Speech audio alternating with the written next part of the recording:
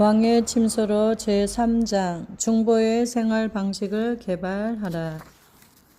중보의 역할은 모든 크리스천의 의무이다. 하지만 많은 크리스천들이 중보의 역할과 은사의 차이점을 잘 알고 있지 못하다.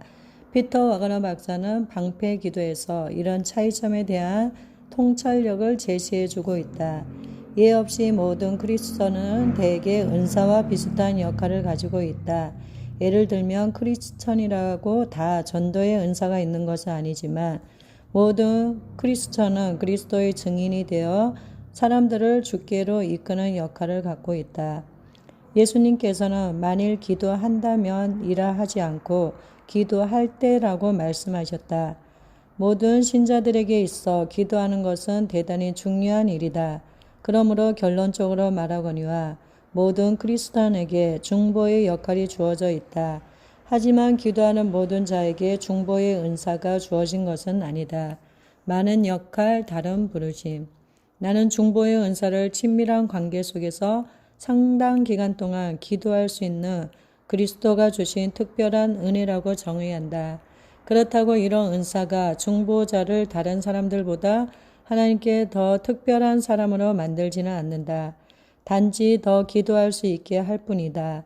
설문조사에 의하면 미국의 목사님들의 하루 평균 기도 시간은 15분에서 22분이고 미국의 보통 크리스천들은 이보다 적게 기도한다. 하지만 대체로 중보자들은 기도의 골방에서 훨씬 더 많은 시간을 보내고 이때 참된 기쁨과 성취감을 맛본다. 다른 모든 영적 은사처럼 사람들은 자신의 은사를 활용하는 일에 더 많은 시간을 보낸다. 그리고 중보자들은 기도하도록 동기부여를 받기 때문에 몇 시간의 기도도 단지 몇 분처럼 느껴진다. 그들은 전심으로 주님을 예배하며 성령에게 붙잡힐 때 시간의 한계를 뛰어넘는다. 이럴 때 성령께서는 그들을 영적인 다음 단계로 끌어올리신다. 하나님에 대해 더 많은 것을 원하는 갈망이 그들로 하여금 하나님과의 친밀함을 위해 시간을 더 갖도록 만든다. 중보자에게 있어 기도는 애써서 해야 되는 그 무엇이 아니다. 기도는 관계이지 종교적 의식이 아니다. 물론 인생의 어떤 계절에는 이런 갈망을 충족시키기 어려울 때가 있다. 예를 들어 아기를 돌봐야 하는 젊은 엄마에게 있어 혹은 바쁜 일정을 감당해야 하는 실무자나 싱글맘 등의 경우가 그렇다. 이런 경우 중보자들은 기도할 시간과 장소를 마련하는 일에 좀 더 창의력을 발휘해야 한다. 기도를 위한 시간과 장소는 기도하는 사람에 따라 다양하다. 앞서 말했듯이 우리는 중보의 역할을 하도록 부름받았고 그러므로 중보의 은사를 받지 않은 자들도 기도에 대해 순종하며 훈련받아야만 한다. 세계에서 가장 큰 교회를 담임하고 있는 한국 서울의 조용기 목사님은 매일 기도하는 일에 1시간에서 3시간을 보낸다고 말하고 있다. 어떤 신자들은 시간의 11조를 드리기 위해 애쓰며 하루 2시간에서 4시간을 기도한다. 다른 이들은 그들이 깨어있는 시간의 11조로 매일 1.6시간을 기도한다. 우선 적은 시간부터 시작하라. 주님을 더 알아갈수록 주님과 더 많은 시간을 보내기 원하게 될 것이다. 어떤 시간을 주님께 드리든 이 기도 시간은 주님과 우리 자신을 축복한다. 기도하라. 기도는 관계이지 종교적 의식이 아니다. 그리고 이 관계를 위해 더 많은 시간을 투자할수록 더 많은 친밀함과 신뢰가 생기게 된다. 중보의 역할이든 중보의 은사이든 주님과 시간을 보내는 것이 크리스찬의 삶의 핵심이다. 부담감을 예언하라. 비록 중보가 에베소서 4장, 고린도전서 12장, 로마서 12장의 은사 목록에 들어있지는 않지만 예언의 은사는 때때로 중보와 받고 사용할 수 있다. 예를 들어 히브리어 마사는 어떤 부담감을 예언하다 혹은 성령의 말하게 하심을 따라 선포하다란 뜻으로 해석된다. 때때로 구약에서 선지자는 주님께로부터 오는 부담감을 토해냈다. 중보의 은사는 다양한 방법의 기도로 표현될 수 있다. 예를 들어 중보의 히브리어 파가는 예언하다, 격렬하게 침략하다, 기도로 분투하다, 적과 싸우다, 열렬히 싸우거나 애쓰다, 꽉 쥐다, 붙잡다, 상고를 겪다, 눈물을 흘리다, 사이에 끼다라는 의미이다. 난 중보의 역할과 은사뿐 아니라 중보의 직분이 있다고 믿는다.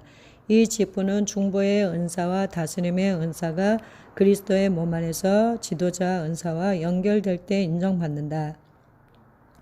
교회는 중보의 직분자들이 중보 사역을 풀어놓게 해야 하며 그리스도의 몸을 무장시키기 위해 하나님께서 그들을 중보하는 자로 구별하신 것을 인정해야 한다.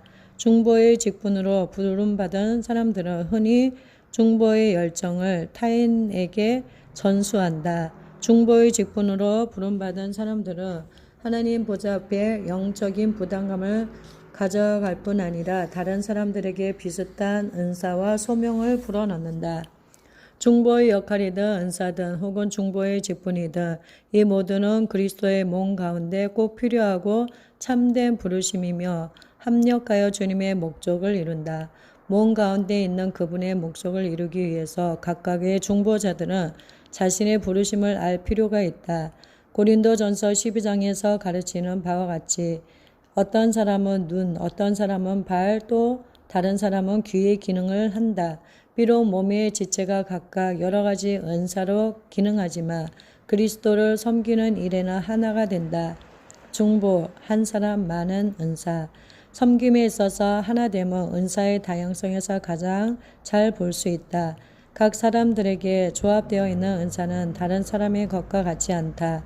몸을 채우기 위해 부름받은 우리 각자의 자리는 다른 누구를 위해서 채워지는 것이 아니다.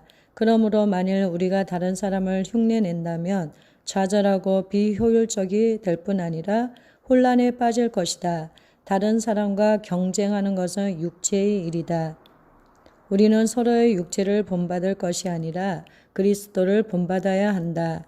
고린도전서 12장에 은사는 여러 가지나 직분은 여러 가지나 또 역사는 여러 가지나 한 하나님을 위해 역사한다고 기록되어 있다. 따라서 중보자들이라고 모두 똑같은 사역을 하는 것이 아니다.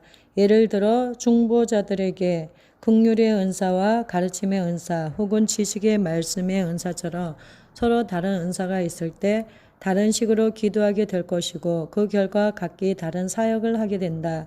은사의 다양성을 보면서 우리는 온전한 중보 사역을 위해 다양한 중보자들이 필요하다는 사실을 알 수 있다. 간단히 몇 가지만 생각해 보자. 행정적인 중보자. 행정적인 중보자에게는 지도력의 은사, 베품의 은사, 권면의 은사, 믿음과 다스리는 은사가 있다. 이들은 척추와 같은 역할을 하며 시스템을 구축하여 상호 연결되도록 한다. 기도하는 사람들을 위한 조직표, 전화번호, 주간 소식지, 비상 연락망을 만들어 통보함으로써 기도를 장려한다. 이와 같은 명석한 행정가가 없다면 중보 사역에 있어서 어떤 체계나 실행 능력이 부족하게 될 것이다. 카페테리아 스타일의 중보자. 이들은 카페테리아 스타일로 중보하는 사람들이다. 이들의 기도 생활은 끊임없이 바뀐다. 카멜레온처럼 어떤 특정한 형식이나 방법을 따르지 않고 하나님의 장중에서 유연하며 융통성이 있다. 그들은 상고든 전쟁이든 혹은 기도 목록을 갖고 하든 어떤 상황에 있더라도 성령님의 지시를 잘 분별하며 쉽게 성령의 흐름을 탄다. 만일 이런 방법이라면 최신자라 할지라도 효과적으로 중보에 참여할 수 있다. 위기관리 중보자. 이런 중보자들은 비상시에 기도하며 어떤 사건이 일어날 때 이를 감지할 수 있다. 119 구조대처럼 응급 중보자들은 항상 대기 중이다. 이들은 위기 상황이 벌어질 때 신속히 대처하며 영적 전쟁에서 다친 자들을 살피고 구조한다. 예언의 은사, 긍휼의 은사, 믿음의 은사, 치유의 은사, 목자의 은사, 섬김의 은사 등이 이들에게 있다. 우리 가운데는 비상 호출에 응답하는 이런 타입의 중보자가 꼭 필요하며 이들을 통해 즉각적으로 중보로 지원 사격을 할 수 있어야 한다. 열방을 위한 중보자. 오늘날 하나님은 열방을 위한 중보자를 더 부르신다. 이들은 그리스도의 몸 안에 있는 복음 전도자들이며 전도, 예언, 믿음과 긍휼의 은사를 복합적으로 갖고 있다. 이런 중보자들은 그리스도의 재림을 준비하면서 세계 모든 민족 가운데 마지막 대추수가 일어나도록 기도로서 무너진 틈을 막고 있다. 긍휼의 중보자. 긍휼한 심령으로 동기부여를 받은 중보자들은 주님의 자비하심이 필요한 사건이나 도시 혹은 민족이나 상황을 위해 기도하면서 큰 만족을 얻는다. 다른 이들의 영적인 삶에 대해 동정심을 갖고 감정이입을 잘함으로써 상심된 자들을 격려와 사랑으로 만질 수 있다. 긍휼의 중보자들은 대체로 상담의 은사, 치유의 은사, 베품의 은사로 사역한다. 전도 중보자. 이들 중보자들은 전도와 사역 또한 섬김을 위해 기도한다. 그리스도의 몸 가운데 무릎에 해당되며 거리와 도시를 무릎으로 누비면서 잃어버린 자들을 위해 기도한다.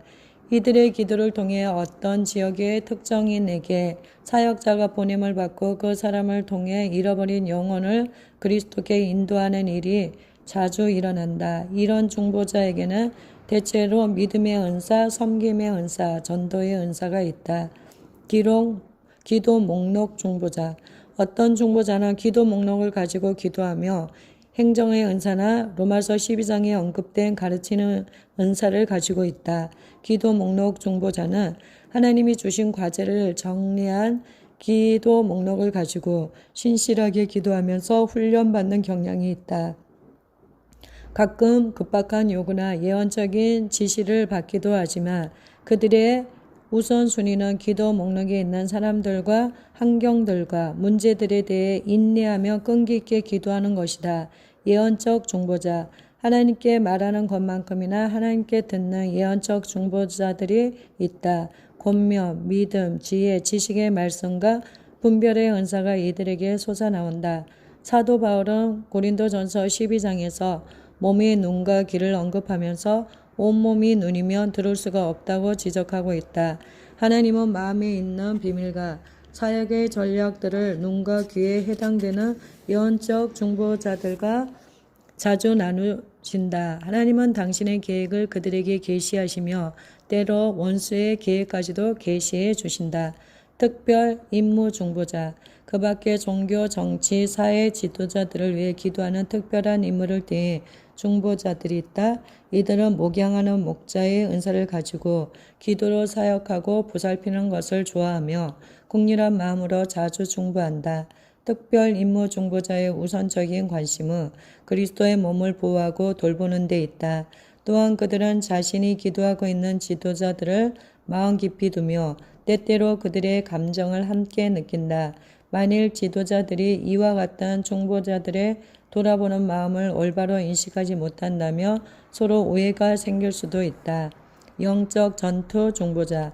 어떤 중보자들은 영적 전투에 참여하는 기도의 전사들이다. 영적 전쟁을 잘 하기 위해서는 고린도전서 12장에 나오는 계시적인 은사들이 필요한데 곧 믿음의 은사, 지식의 말씀의 은사, 영분별력의 은사, 그리고 예언의 은사이다.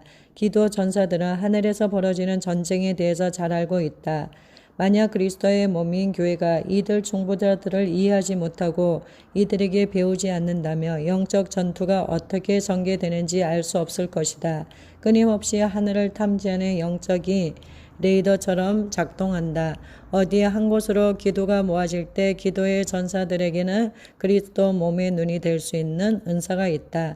주님은 그들에게 파괴해야 할 원수의 표적을 계시하신다. 데저트 스톰의 스마트 폭탄처럼 관역을 정확히 명중시키기 위해 성령께서는 이런 중보를 활성화시키신다. 집단 중보. 모든 은사는 그리스도 몸의 유익을 위해 협력한다. 그러나 집단 기도가 비효율적인 이유가 몇 가지 있다. 하나는 마치 모두가 똑같은 영적 은사를 가지고 있느냐. 우리는 때때로 모든 사람들이 우리처럼 기도하기를 바란다. 그리고 만일 누군가 중보에 대해 우리가 정해 놓은 기준을 따르지 않으면 그 사람이 하나님과 교제하는 방식이 틀렸다고 여긴다. 이런 태도는 성령님을 근심시킨다. 집단 기도가 비효율적이 될 수 있는 또 다른 이유는 각 사람마다 영적 성숙의 정도가 다르다는 사실을 인정하지 못하기 때문이다. 그렇다고 집단 중보가 나쁘다는 것은 아니고 사실이 그렇다는 것이다.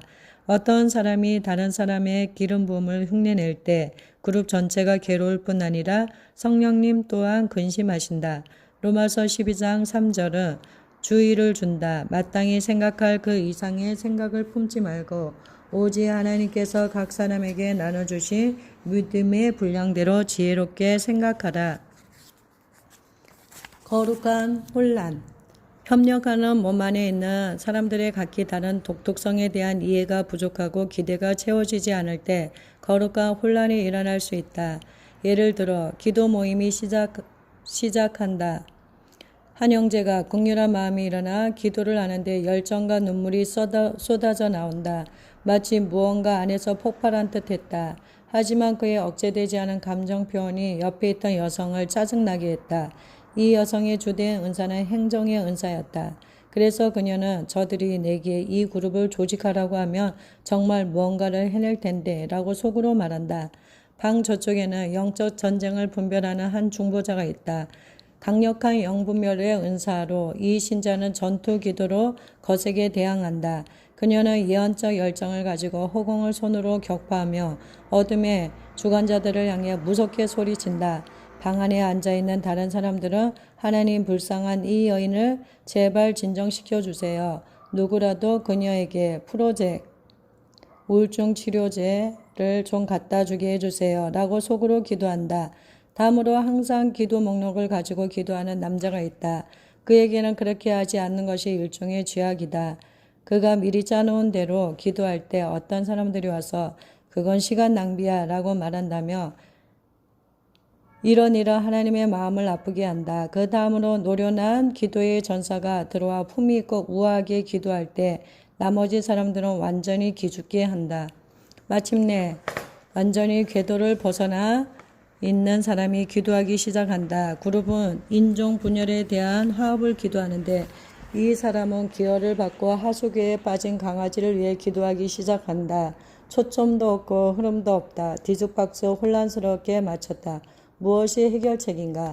우리 모두는 이런 류의 기도 모임을 해왔다. 솔직히 우리는 하나됨 가운데 각자의 다양성에 대해 감사해야 한다. 각 사람이 다른 이들의 영적 은사를 인정한다면 집단 중보가 효과적일 수 있고 핵탄두만큼이나 강력할 수 있다. 모든 은사는 사랑에 의해 좌우된다는 사실을 기억하라. 우리가 팀 사역과 협력에 대해 이해할 때 기도의 각기 다른 방식들이 기름칠한 기계처럼 잘 돌아갈 것이다. 나는 다른 사람처럼 기도하지 않으며 다른 사람이 나처럼 기도하길 기대하지 않는다. 각자가 삶에서 받는 하나님의 훈련은 각각의 기도 깊이에 영향을 미친다. 사람들이 자신에게 동기부여된 은사로 기도한다는 것을 이해하면서 각각의 기도 스타일을 인정하면 하나님은 복 주시며 대적은 무력해지고 그룹은 하나가 될 것이다. 기도 목록을 사용하는 것이 부적절하다고 믿는가? 전투 기도란 그릇된 것인가? 눈물을 억제해야 하는가? 아니다. 중보의 이런 다양한 면들은 공통의 목적을 향해 함께 역사하므로 모두 적합하다. 영으로 인도함 받는 영적 리더십. 효과적으로 집단 중보를 하려면 리더가 분명한 지침을 가지고 시작해야 한다. 리더의 임무는 성령님의 지시를 잘 분별하고 참석한 자들에게 기도 방법을 지시하는 것이다. 우리는 그리스도의 몸 안에서 각 사람을 각자의 영적 은사로 기도하도록 돕는 촉진제 역할을 해야 하며 리더는 다음과 같이 할 때 이 일을 보다 잘 감당할 수 있다. 첫째, 리더는 기도에 참여한 자들에게 아버지의 지시를 계시해 주시도록 성령님을 초청함으로 시작한다. 집단 기도 시간에는 개인적인 문제를 가지고 기도하지 않는다. 이 시간은 하나님의 부담을 함께 들으며 한 몸으로 하늘 영역에 함께 오르는 시간이다.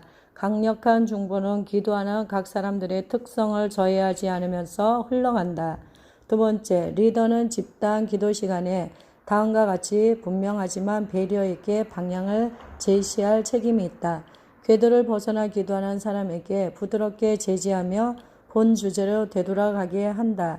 기도 시간을 독점하는 사람을 막는다. 만약 계속 문제가 된다면 그 사람에게 다가가 부드럽게 다른 사람도 참여할 기회를 주어야 하니 오늘 밤에 여러 번 기도하지 마세요 라고 기뜸해 주거나 혹은 큰 소리로 다른 사람에게도 기도할 특권을 주실 거죠 라고 말한다. 누군가 공개적으로 알려져서는 안 될 사적인 문제를 가지고 기도하려 할 때는 제지하여 소문이 퍼지는 일을 미연에 방지한다. 이렇게 말할 수 있겠다. 이것은 우리 모두가 알아야 할 문제는 아니네요. 다른 주제로 넘어가는 게 좋겠어요. 오직 하나님만이 심판자이시며 우리에게 모든 상황 가운데 주님의 긍휼을 구할 책임만이 있음을 상기시키며 사람에 대해서 비난하거나 판단하는 기도를 차단한다. 리더는 팀이 성령님의 방향에서 멀어졌을 때를 잘 분별해서 제 궤도로 인도하는 것을 두려워해서는 안 된다. 물론 중간에 끼어들 때 리더가 기도 시간을 망칠 수도 있음을 염두에 두어야 하지만 사람들에게 집단 기도 시간에는 성령이 이끄는 방향으로 가는 것이 매우 중요하다는 사실을 반드시 인식시켜야 한다.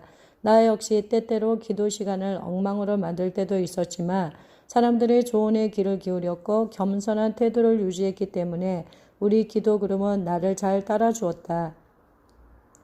세 번째, 주께 기도하는 방법이 중보자마다 다를 수 있지만 분명히 한마음으로 기도할 수 있도록 돕는 것이 리더의 역할이다.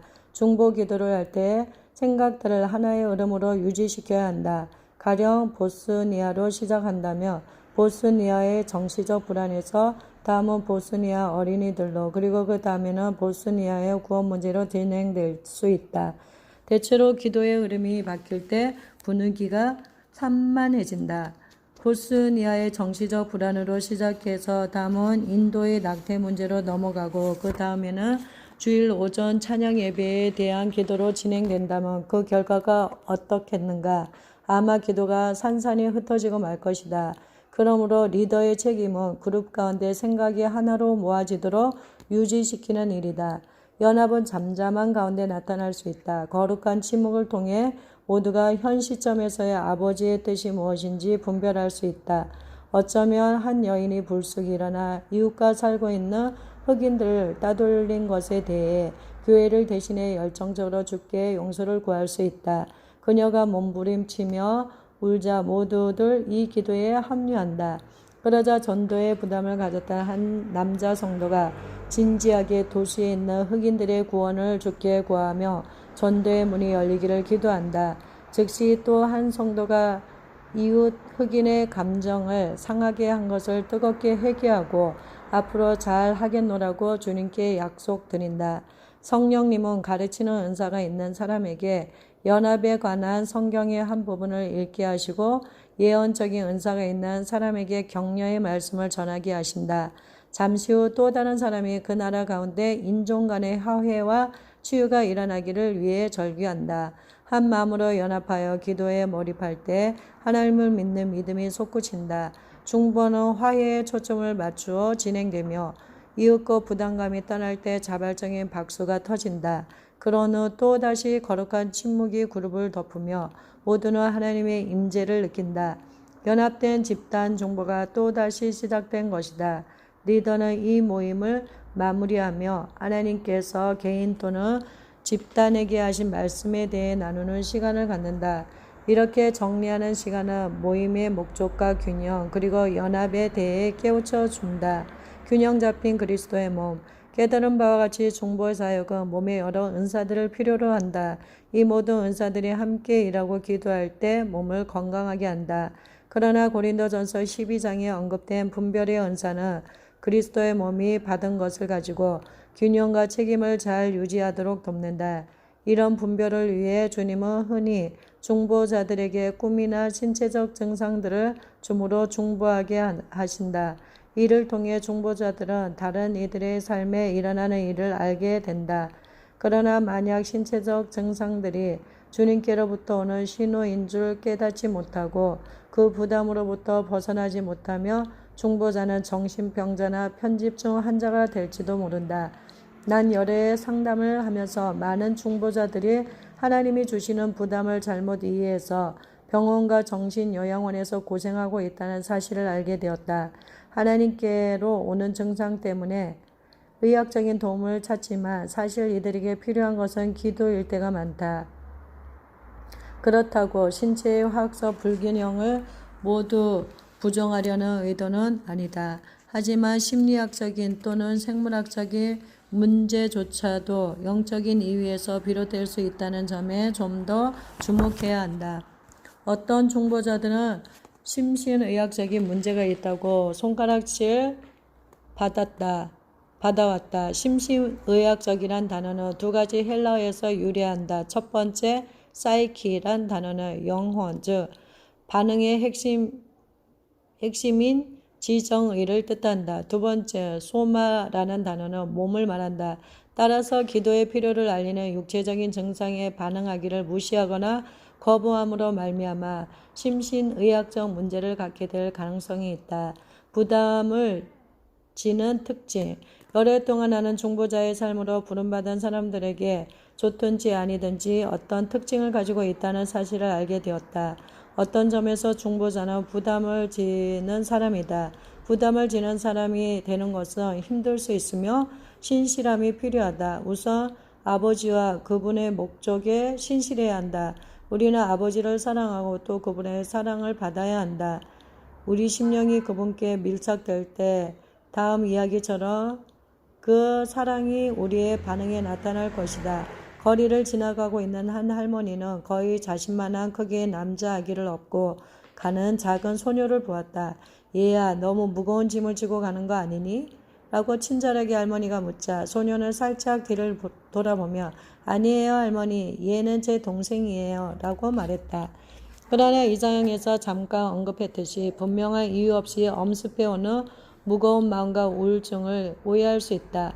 당신도 가족도 모두 건강한데 돌연 불안해진다. 또 공연히 슬퍼질 수 있다. 심지어 울음이 터질 것 같기도 하다. 무언가 잘못된 거라 생각해서 도움을 청한다. 어떤 이들은 약을 찾고 다른 이들은 자기 삶에 어떤 숨겨진 죄가 있을지 모른다고 추측하며 주님께 구한다. 하지만 아무런 죄도 주님이 생각나게 하지 않는다. 이런 불안한 상태가 주님이 주시는 부담감이라는 사실을 우리는 좀처럼 이해하지 못한다. 그 부담은 개인적으로 당신과 전혀 관련이 없다. 그것은 주님께서 당신이 중보하도록 방아쇠를 당긴 것이다. 하나님께서는 명확한 이유를 말해주지 않은 채 당신을 기도의 골방으로 부를지도 모른다. 이때 당신은 하나님과 연합하여 중보의 임무를 띠고 그분을 따라야 한다. 때때로 하나님께서는 당신이 기도할 때 계시를 불러일으키실 것이다. 나 역시 오랜 세월이 지나고서야 마침내 하나님의 방법을 깨닫고 이해하기 시작했다. 하나님께서는 영적인 차원을 넘어 육체 영역까지 침투해서 기도할 마음을 일으키신다. 나는 중보자들이 가슴에 묵직한 통증을 경험하는 일이 그리 이상한 것이 아니라는 사실을 많은 중보자들을 면담하면서 알게 되었다. 이 통증은 어려움에 처한 이들에 대한 주님의 아픔을 나타내는 신체 증상이라 할 수 있다. 무엇을 기도해야 할지 모를 때는 낚시를 해보라. 보통 가족 기도로 시작해서 기도 목록에 나와 있는 일들을 다 훑는다. 그래도 아무 것이 없으면 동네나 도시 혹은 나라로 낚싯줄을 멀리 던진다. 어떤 충격적인 사건이 하나님이 주신 과제일 수 있다. 갑자기 무언가 당기는 느낌이 들면서 드디어 물었다는 확신이 오고 드디어 씨름이 시작된다. 기도의 열정이 고조되고 끝났다는 느낌이 올 때까지 붙잡고 늘어진다. 때때로 주님께서 자세히 설명하지 않으실 수 있다는 사실을 명심하라. 이때가 아마 중보에 있어서 가장 어려운 시기일 것이다. 전혀 아는 바 없이 부담감을 벗어던질 때까지 오직 믿음의 기도만이 요구된다. 왜 남성보다 여성이 더 많이 중보 사역으로 부름받는가? 피터 와거너 박사는 그의 책 방패 기도에서 그 답이 출산 경험과 연관되어 있다고 말하면서 이렇게 썼다. 나의 자녀들아, 너희 속에 그리스도의 형상이 이루기까지 다시 너희를 위하여 해산하는 수고를 하노니. 갈라디아서 4장 19절라고 말했던 바울보다 사실 엄마들이 이 말의 온전한 의미를 훨씬 더 잘 알고 있다. 그러나 지난 몇십 년 동안의 숫자보다 불과 지난 1년 동안 중보로 부름을 받은 남성들의 수가 더 많은 것을 보면서 힘을 얻는다. 출산은 자아의 죽음을 통해 이루어진다. 중보자들은 상고를 잘 알고 있으며 바울이 말했듯이 그들은 죽음과 친숙하다. 예수께서는 사람이 친구를 위하여 자기 목숨을 버리며 이에서 더 큰 사랑이 없나니 요한복음 15장 13절라고 가르쳤다. 앤드류 머레이는 그의 책 중보 사역에서 기도란 십자가 고난의 형태이며 그리스도의 십자가를 함께 지는 우정이며 죽음으로써 우리의 육체를 부인하는 것이다 라고 썼다. 하나님의 지성소 휘장 너머에서는 이기심이 절대로 허락되지 않는다. 자기를 죽이는 것은 그리스도의 온전함을 입는 데 매우 중요한 부분이다. 갈라디아서 2장 20절. 우리의 목표와 경력, 미래의 성공과 욕망을 버릴 때 자신의 십자가 고난이 완전해진다. 리즈 하월즈의 자서전 중보자에 이렇게 나와 있다. 그러나 그분께서는 한 택한 그릇을 중보자의 삶으로 인도하기에 앞서 본성의 밑바닥까지 다루신다. 돈에 대한 사랑, 개인적인 야망, 부모나 연인에 대한 인간적인 애정, 육체의 욕망, 삶에 대한 집착, 회심했을지라도 여전히 자신을 위해 추구했던 모든 것, 즉 자신의 안락이나 이득, 출세, 심지어 인간관계까지도 모두 십자가로 가져가야 한다. 이것은 이론적인 죽음이 아니라 그리스도와 함께 실제 십자가에 못 박히는 것이며 이 일이 하나님의 종에게 실제적인 체험이 되게끔 하실 분은 오직 성령님이시다. 삶의 고비마다 바울이 했던 간증, 내가 그리스도와 함께 십자가에 못 박혔고 지금도 못 박히고 있나니는 이제 우리의 간증이 되어야만 한다. 우리의 자아는 스스로를 벗어 던지고 성령의 도구로 쓰임받아야 할 것이다. 아버지에 대한 충성은 그를 얼마나 사랑하고 아느냐 하는 것과 관련되어 있다. 바울은 하나님의 길을 아는 것의 중요성을 강조한다. 내가 그리스도와 그 부활의 권능과 그 고난에 참여함을 알려하여 그의 죽으심을 본받아 아버지께서 사랑하신 것까지 예수님을 사랑하는 것은 친밀함을 발전시키는 데 있어서 중요하다. 예수님은 어떤 원리도 영적 전투에 사용하는 판에 박힌 문구도 아니다. 그분은 열렬하게 따라야 할 인격이시며 이럴 때 그분과의 친밀감이 개발된다.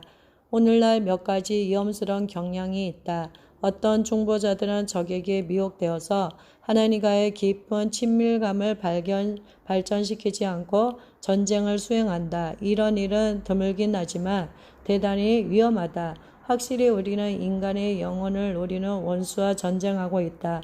하지만 무엇보다 잊지 말아야 할 것은 먼저 하나님께 가까이 다가가고 난 후 마귀를 대적해야 한다. 친밀한 자, 아버지께는 좋아하는 자들이 아니라 친밀한 자들이 있다.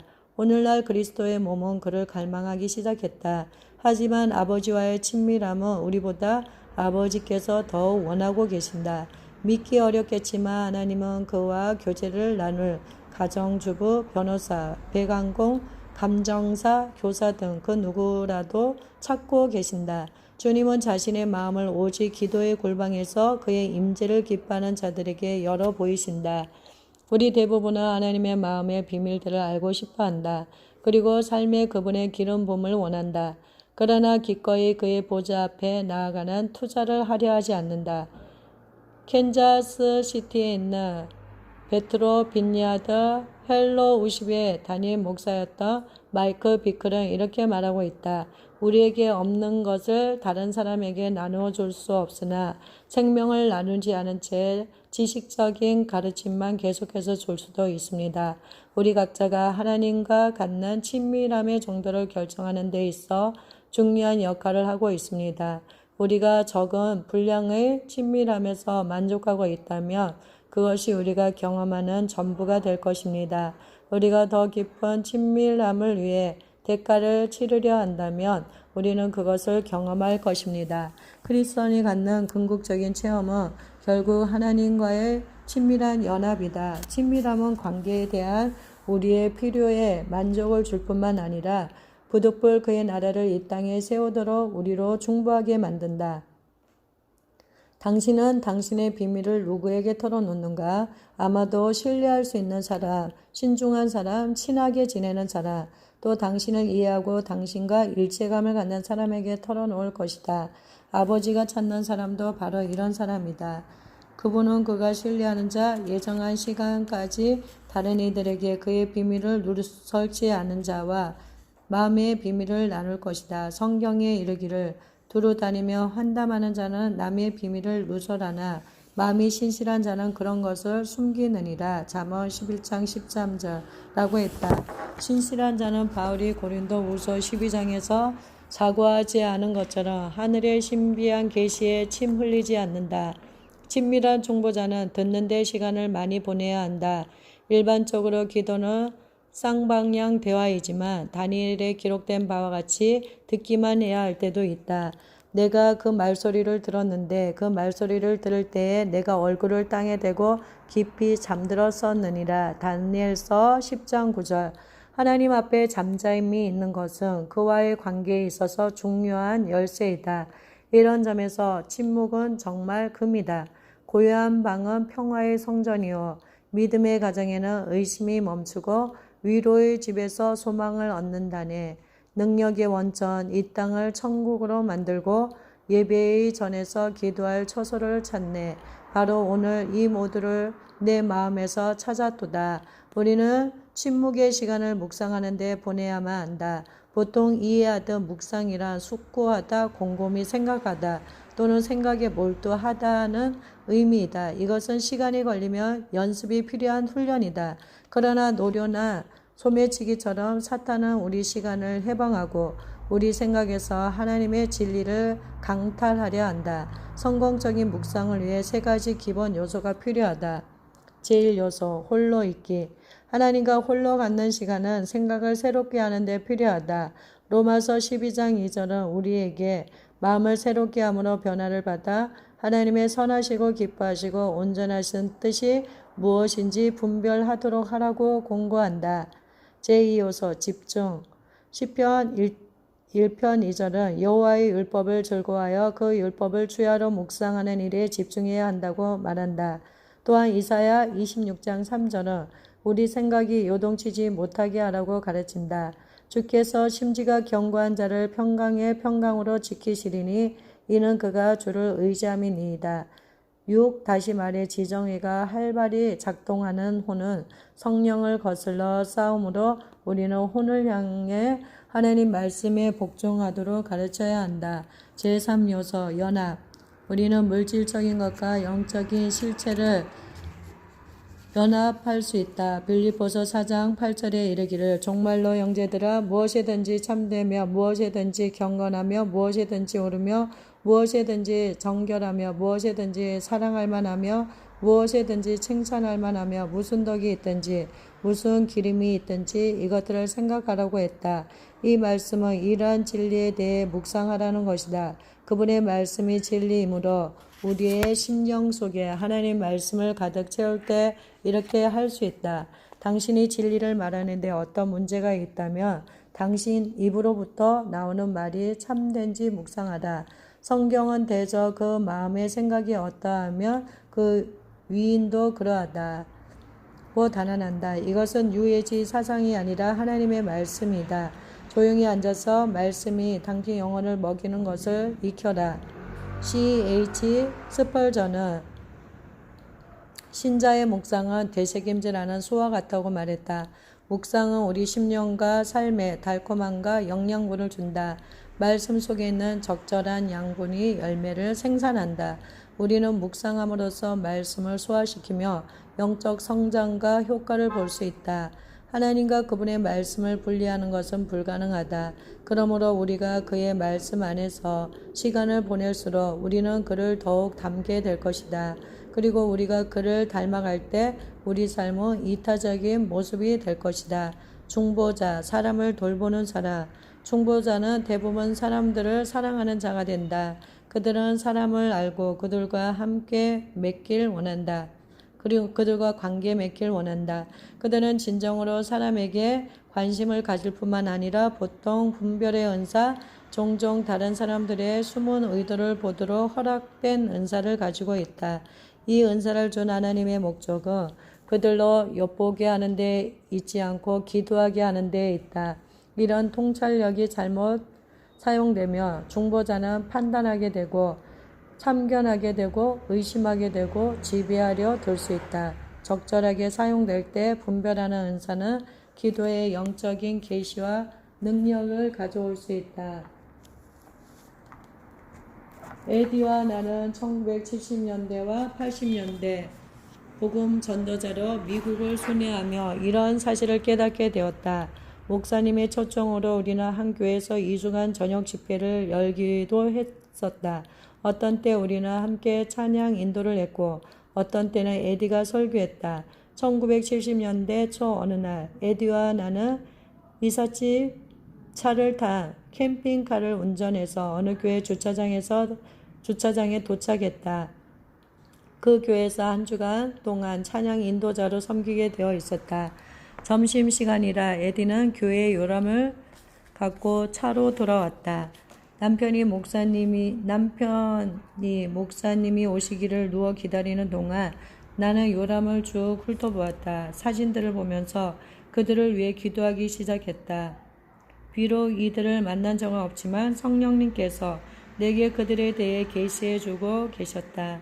난 사진에 동그라미를 표시하고 그 옆에 이렇게 적었다. 치료가 필요함, 잃어버린 양, 성령 충만함이 필요함, 심한 거절감 경험, 어두움 중에 거함 등등. 성령께서는 기도하라고 이런 정보를 주신 것이다. 그때는 용케 받은 것들이 맞았지만 자주 틀리기도 했고 많은 위험 부담을 안아야만 했다. 위험을 감수하기 전에는 배울 수 없고 또 해보기 전에는 위험한 것도 없다. 이런 점에서 실패는 나쁘지 않다. 이는 실로 교만이라는 사지에서 우리를 벗어나게 한다. 나중에 에디가 내가 메모한 교회 요람 복사본을 그 목사님께 보여주었더니 한 장 한 장 넘기시며 목사님의 눈에서 눈물이 흐르기 시작했다고 했다. 목사님은 이내 그의 양들을 위해 울면서 이렇게 말했다. 정말 정확합니다. 우리 성도들에게 꼭 필요한 것들이에요. 중보자는 대개 헌신된 사람들이다. 믿음직스럽고 하나님의 일에 대해 억척스러울 정도로 단호하다. 하나님께서 구원이 필요한 친구들을 보여주신 경험은 헤아릴 수 없이 많다. 그분께서 그들을 위해 많은 시간 기도하도록 나를 이끄셨다. 그리고 이런 강한 헌신 덕분에 난 친구들 사이에서 불독이란 별명을 얻었다. 앤드류 머레이는 헌신이 무엇인지 이해한 중보자였다. 그는 중보 사역에 이렇게 썼다. 끈질김에는 다양한 요소가 포함된다. 그러나 가장 중요한 것은 인내, 단호함, 그리고 치열함이다. 끈질김이라 하나님께 처음 받은 부담감을 부인하지 않는 데서 시작하여 인내하기로 결단하고 시간이나 수고를 아끼지 않으면서 응답을 받기까지 점점 잘하게 된다. 그러다 전 존재를 하나님께 기도로 드리는 치열함이 생겨나고 결국 담대함이 하나님의 능력을 부여잡게 만든다. 이런 과정은 때때로 조용하고 평온하며 때론 열정적이고 대담하다. 시간이 걸리기도 하고 인내가 필요하기도 하지만 때가 되면 즉시 원하는 바를 강력히 요구한다. 형식은 달라도 끈질김이란 하나님께서 기도를 들으시고 응답하실 것이란 사실을 항상 알고 있다. 중보자들은 하나님과 다른 사람들에게 헌신한 자로서 다른 사람의 필요가 채워지기를 보고 싶은 진정한 갈망을 가지고 있다. 에디와 내게는 우리를 위해 기도하는 신실한 60명가량의 중보자들이 있다. 그들이 우리에게 얼마나 특별한 존재인지 말하지 않을 수 없다. 그들이 우리를 위해 천국에 쌓고 있는 투자에 대해 오직 주님만이 멋지게 보상해 주실 것이다. 중보자도 사람이다. 나는 중보자를 사랑한다. 나도 중보자다. 중보자의 특징들에 대해 쓰는 일은 즐겁다. 그러나 중보자들 역시 사람이어서 어리석은 인간의 특성을 가질 수 있다. 앞에서 언급된 좋은 특성들이 극단적이 될 때 육적이 되기도 하고 해로울 수도 있다. 그들이 지는 영적인 부담으로 인해 중보자는 쉽게 우울해질 수 있다. 중압감과 우울증이 중보자의 삶에 기어 들어올 수 있다. 그러므로 부담감이 진짜 주님께로부터 오는 것인지 아니면 적의 공격인지 분별하기 위해 성령님께 여쭈어 보아야만 한다. 내 경우 확신이 안 설 땐 어쨌든 기도방으로 들어간다. 성령님께 대한 민감함은 중보자들이 중보하는 성향이지만 때때로 중보자들은 그리스도의 몸에 속한 다른 사람들에 대해 민감하지 못할 가능성이 있다. 상관은 산모처럼 크게 울부짖는 모습이 중보자의 기도 생활에서는 흔한 일이지만 이런 광경이 다른 사람들에게 부담이 될 수 있다. 만일 옆에 있는 사람들이 비슷한 강도로 영적 상고의 진통을 느끼지 못한다면 우리는 이런 은사를 이해하지 못하는 사람들이 당황해하거나 혼란스러워하지 않도록 개인적인 기도 장소를 찾아야 한다. 단 깨어짐이 집단적으로 일어날 때는 예의이다. 또 다른 문제로는 주님과의 교제로 교만하게 된 중보자들이 있을 수 있다. 이럴 경우 모든 사람이 다 자기와 똑같기를 기대하거나 또는 자신이 기도 모임을 지배하려고 할 수도 있다. 현명한 지도자는 독점하거나 조종하려는 사람들로부터 기도 모임을 보호할 것이다. 크리스천 지도자들은 중보의 본질과 부르심에 대해서 배우고 있다. 목자적인 지도자들이 중보 사역에 대해서 더 잘 알게 되며 중보자를 훈련하고 교회 안에 중보의 은사를 활성화시킬 것이다. 그들의 관심은 기도하는 몸의 지체들을 격려하는 것이다. 목사와 영적 지도자들은 독특하고도 드러나지 않고 또 종종 힘들기도 한 이 사역에 대해 설명된 책을 읽는다. 그들은 이 활기찬 사역을 위해 기도실을 만들면서 자기 교회와 조직에 있는 중보자들과 일체감을 갖는다. 다른 전문가들 또한 기도의 필요성을 깨닫고 있다. 어느 날 한 크리스천 정신과 의사가 남편 에디에게 전화해서 제 환자 중 한 분이 당신과 상담하면서 당신이 그녀에게 말한 것을 잘못 이해한 것 같아요. 저는 그것을 명확하게 하려고 전화했어요. 제 환자는 당신이 그녀가 우울증이나 창란에 빠진 것이 아니라고 말한 것으로 이해하더군요. 내가 그렇게 말했어요. 에디가 대답했다. 어떻게 그렇게 말할 수 있죠? 의사가 물었다. 에디가 대답하기를 우선 그녀가 그렇다고 누가 말했죠? 그건 그녀에 대한 내 진단이에요. 의사가 대답했다. 에디는 내 진단을 들어보실래요? 의사가 수긍하자 에디는 말을 이었다. 제가 그녀에게서 본 것은 이것입니다. 정복자이고 예수님과 함께 상속받는 자이며 그리스도 안에는 새로운 피조물이고 생명과 경건에 속한 모든 것을 소유한 자이고 더 듣고 싶으세요? 의사가 충분히 납득한 것을 보고 에디는 물었다. 당신은 그녀가 누구의 진단으로 살길 바라시나요? 물론 당신 진단이지요. 의사가 대답했다. 그렇다면 의사 선생님, 전 그녀에게 당신 것을 그만두어야 한다고 생각해요. 그녀가 내 사무실에 왔을 때 그녀는 당신이 내린 진단으로 살고 있었어요. 에디가 말했다. 그녀는 분명히 창란이에요. 의사는 주장했다. 왜 그렇게 말하죠? 에디가 물었다. 의사는 대답하기를 그녀는 그곳에 없는 것을 본답니다 했다. 아니요. 에디는 대답했다. 그녀는 그곳에 있는 것을 봅니다. 당신 말은 의사가 머뭇거리자. 그래요. 에디가 대답했다. 그리고 나서 의사는 직접 만나서 이런 문제를 토의해도 되는지 물었다. 그 후로부터 이 정신과 의사는 성령의 능력 안에서 사역하기 시작했다. 성인이 되고 나서 이 여자는 늘 우울증과 불안감에 시달렸다. 그녀는 또한 영적인 존재를 보았다.